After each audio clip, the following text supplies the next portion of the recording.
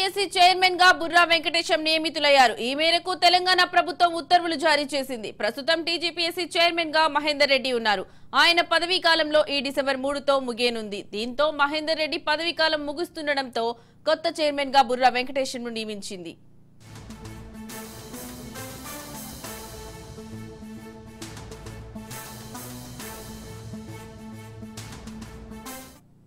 TGPSC chairman గా బుర్రా వెంకటేశం నియమితులయ్యారు. ఈ మేరకు తెలంగాణ ప్రభుత్వం ఉత్తర్వులు జారీ చేసింది.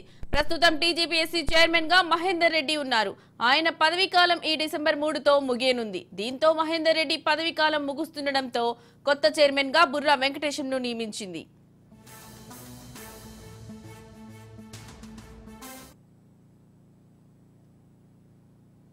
టీజీపీఎస్సీ చైర్మన్ గా బుర్రా వెంకటేశం నియమితులయ్యారు.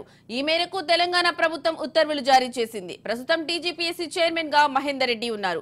ఇక ఇదే అంశానికి సంబంధించి మరింత సమాచారం మా ప్రతినిధి రాజురెడ్డి ఫోన్ లో అందిస్తారు.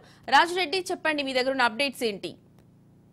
Telangana public service commission chairman గా బుర్రా వెంకటేశాన్ని ప్రభుత్వం నియమించింది. బుర్రా వెంకటేశం ను నియమిస్తూ ప్రభుత్వం ఉత్తర్వులు కూడా జారీ చేసింది. ప్రస్తుతం టీజీపీఎస్సీ చైర్మన్ గా మహేందర్ రెడ్డి ఉన్నారు. ఆయన పదవీ కాలం డిసెంబర్ 3వ తేదీన ముగియనున్న నేపథ్యంలో ప్రభుత్వం టీజీపీఎస్సీ చైర్మన్ గా బుర్రా వెంకటేశం ను నియమిస్తూ ఉత్తర్వులు జారీ చేసింది. అయితే తెలంగాణ ప్రభుత్వం అత్యంత ప్రతిష్టాత్మకంగా తీసుకుంటుంది.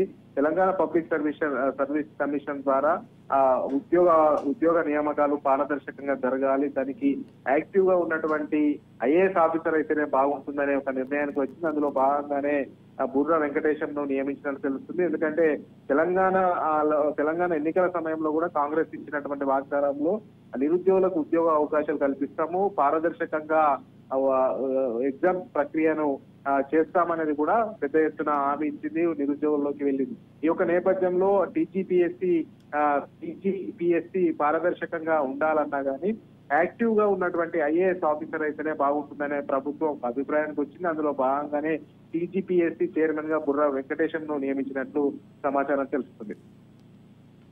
Right Raja Reddy, thank you.